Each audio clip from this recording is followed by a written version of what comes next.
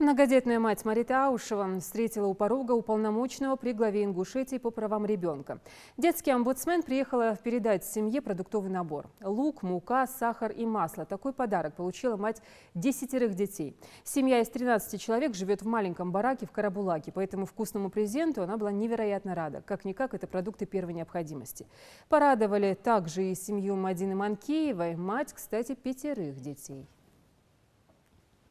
جانا قصل دیست سوده هم داشت سعیگریشی خاج خان لطیف حتیه اشت سبیرش دکاجای استیو خم اشت حجش خشنا الابسولوت نهم داشت دکتر ما دال قاب وساعدوتسن شيء مليل دال بركتوتسن.